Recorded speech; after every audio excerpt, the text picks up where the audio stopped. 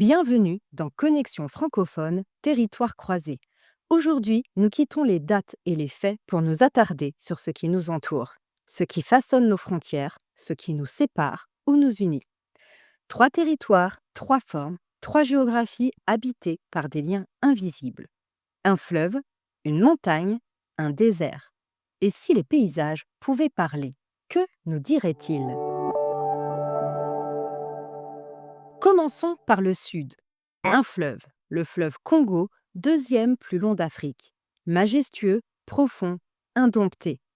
Il traverse des forêts primaires, des capitales sur ses rives et des histoires de lutte, de commerce, de poésie. Il sépare deux pays, la République du Congo et la République démocratique du Congo. Mais est-ce vraiment une séparation? Non.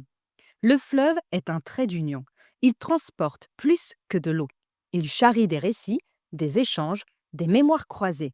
Pendant des siècles, il a permis la circulation des peuples bantous, le commerce du caoutchouc, puis celui du cuivre et du cobalt. Aujourd'hui encore, il relie Brazzaville et Kinshasa. Deux capitales face à face, un même peuple, deux histoires. Le fleuve est frontière politique, mais lien culturel.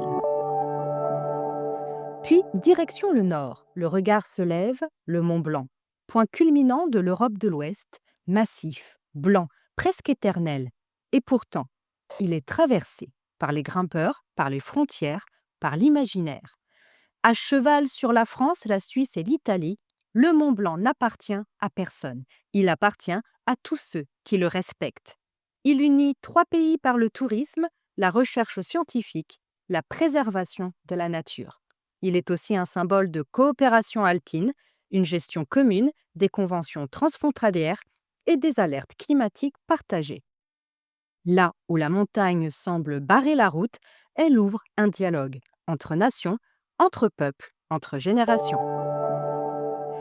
Enfin, l'horizon se fait poussière, le Sahara, vaste, aride et pourtant habité.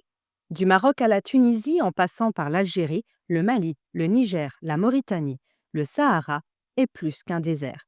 C'est une mer de sable traversée depuis des millénaires par les caravanes, par les Touaregs, par les résistants aussi, par les poètes. On y a échangé le sel contre l'or. On y a marché avec prudence, parlé avec lenteur et laissé des traces que seul le vent efface. Le désert semble vide, mais il est plein de mémoire. Il relie des peuples bien avant les cartes, et même aujourd'hui, dans les vents brûlants du Sahel, le Sahara reste une route vivante. Et le lien alors? Ces trois lieux, un fleuve, une montagne, un désert, semblent nous séparer. Ils tracent des lignes, des distances, des frontières, mais en réalité, ils relient. Le Congo, fluide et vivant, est un pont liquide, le Mont Blanc, haut et stable, est un sommet partagé, le Sahara, vaste et mouvant, est une toile ancienne. Trois géographies, trois rythmes, mais une même idée. La géographie n'est pas seulement ce que l'on voit, c'est ce que l'on traverse. Merci d'avoir voyagé avec nous dans Connexion francophone territoire croisé et souvenez-vous, les territoires ne sont pas faits que de frontières. Ils sont faits de passages, de récits, de liens. À bientôt pour une autre traversée et en attendant, les activités dans la description de ce podcast.